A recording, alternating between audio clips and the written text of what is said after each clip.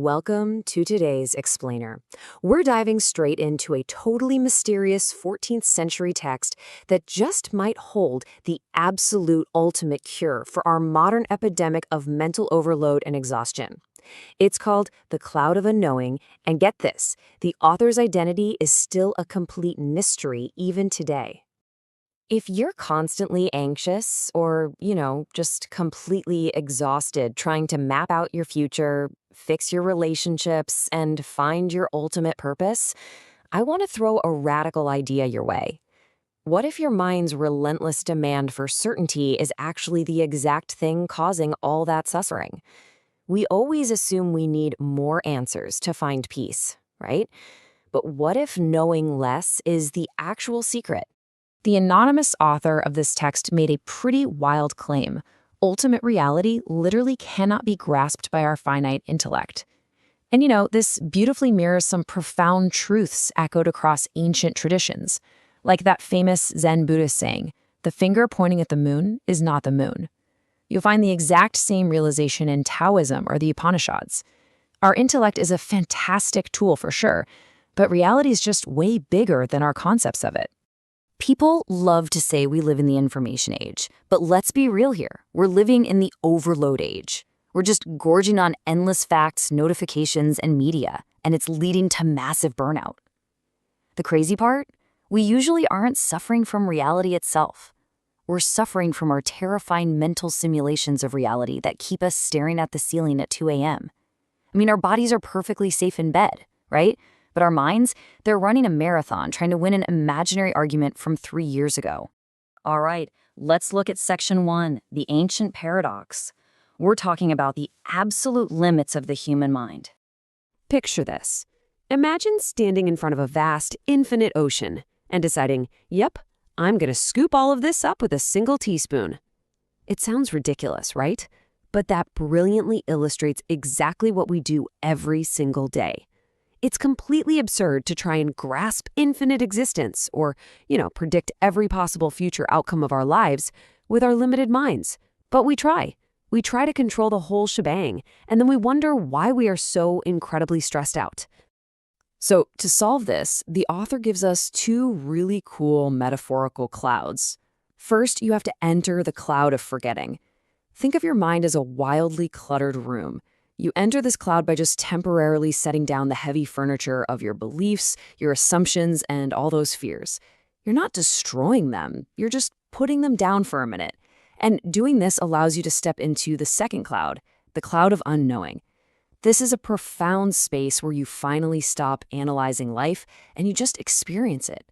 It's a type of knowing that goes way beyond words. Moving on to Section 2, the science of stillness. Let's look at how modern neuroscience actually backs this all up. So researchers have pinpointed this thing in our brains called the default mode network, or DMN.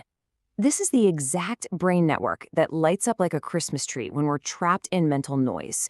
We're talking rumination, heavy self-criticism, worrying, replaying the past, obsessing over the future.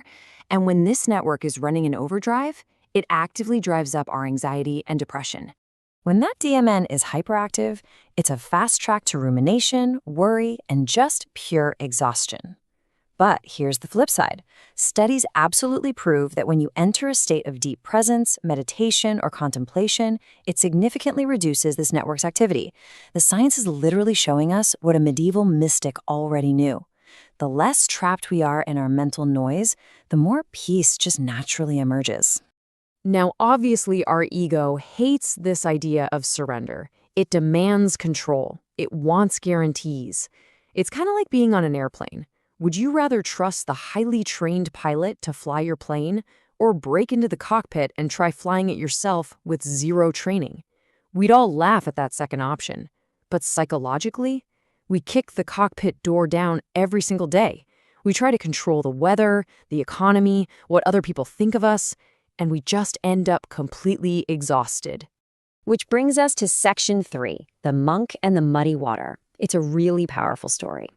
The story goes that this really anxious guy walks up to a wise master, begging to know how he can finally find some peace. And the master's response? He just hands the guy a glass of turbulent, completely muddy water. And the monk gives him exactly one word of instruction: wait. And guess what happens? Without forcing it, without the man interfering or stirring it up, the mud just naturally settles to the bottom over time. Left completely alone, the water becomes crystal clear. Then the monk smiles and tells him, "You did not clear the water. You stopped disturbing it." That's the absolute crucial takeaway here. You don't find peace by violently forcing your mind to be perfectly clear. Peace naturally appears when you simply stop stirring the mud of your own thoughts with more analysis, more worry, and more resistance. All right, section 4, sacred unknowing. Let's break this down into 5 highly practical steps. Step 1, notice the thinking. Just observe your thoughts like passing cars on a highway. You don't need to chase every single vehicle, right? Step 2, drop the immediate need to know. Ask yourself, do I really need the answer right this exact second? Honestly, usually you don't.